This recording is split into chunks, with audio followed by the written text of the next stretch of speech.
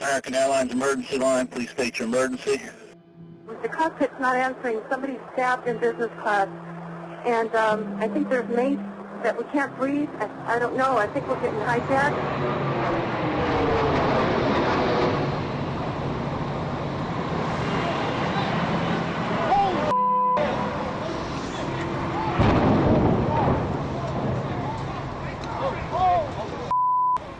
Somebody hit the World Trade Center or the...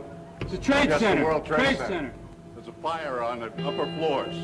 This just in, you were looking at obviously a very disturbing live shot there. That is the World Trade Center, and we have unconfirmed reports this morning that a plane has crashed into the World Trade Center. We don't know anything more than that. We don't know if it was a commercial aircraft. We have no idea how many were on board or what the extent of the injuries are right now. Jules, this is Ryan. Lives on an airplane that's been hijacked, and things will go well. It's not looking good. I just want you to know I absolutely love you. I want you to do good. So happy this time. And I just totally love you, and I will see you later. Bye, babe. Bye-bye.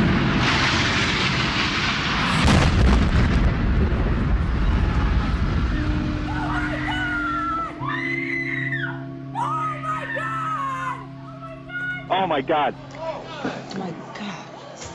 That looks like a second plane. Oh, there's another one. Another plane just hit. Right. Oh, my God. Another plane has just hit. It hit another building. Flew right into the middle of it. Oh, my goodness, there's another one. It seems to be on purpose. Oh, my goodness. Now it's obvious, I think. I leaned over and whispered into his right ear. A second plane hit the second tower. America is under attack. Today we've had a national tragedy. Two airplanes have crashed into the World Trade Center in an apparent terrorist attack on our country. Oh my goodness. Oh my goodness. We're looking at a live picture from Washington, and there is smoke pouring out of the Pentagon. It would appear that there has been another major explosion, this one in the nation's capital. There is smoke in the air over the Pentagon. This is as close as we can get to the base of the World Trade Center. You can see the firemen assembled here, the police officers, FBI agents, and you can see the two towers.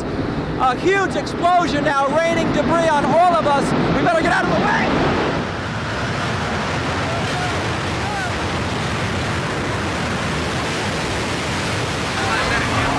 We are getting reports that a part of the tower, the second tower, the one a bit further to the south of us, has collapsed. We are checking on that.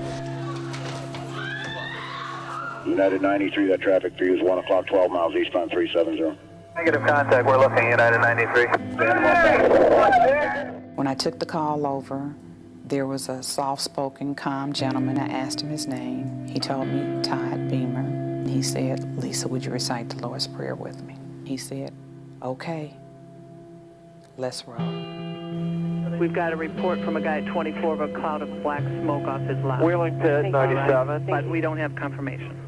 United Airlines flight number 93 left Newark at 8:01 this morning en route to San Francisco. It went down in Shanksville, Pennsylvania. The North Tower is leaning.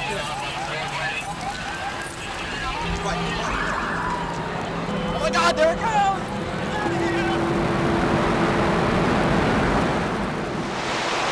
I hope I live.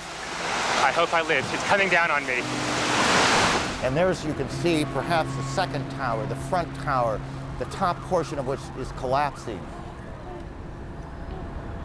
Good Lord.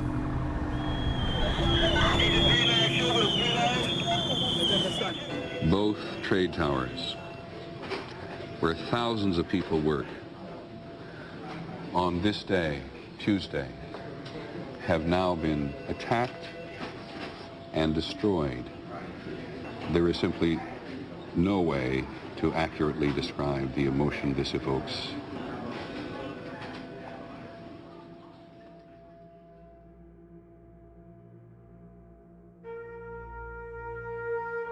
I want you all to know that America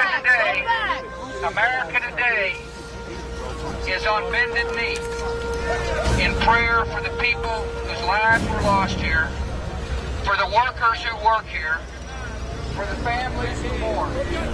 This nation stands with the good people of New York City and New Jersey and Connecticut as we mourn the loss of thousands of our citizens. I can hear you.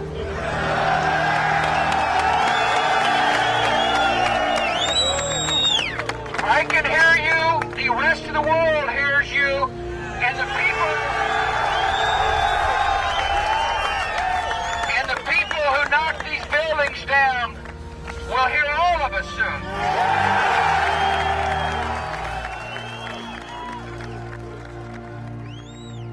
September 11 will go down in our history as a day to remember. None of us will ever forget the pictures of our courageous firefighters and police, many of whom have lost friends and colleagues, or the hundreds of people attending or standing patiently in line to donate blood.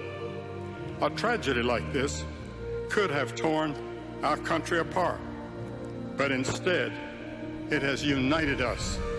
This event can give a message of hope, hope for the present and hope for the future. The cross tells us that God understands our sin and our suffering. And from the cross, God declares, I love you. The story does not end with the cross. For Easter points us beyond the tragedy of the cross to the empty tomb.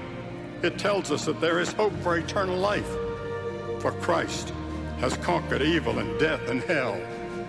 My prayer today is that we will feel the loving arms of God wrapped around us, and will know in our hearts that He will never forsake us as we trust in Him. And this is going to be a day that we will remember as a day of victory. May God bless you all.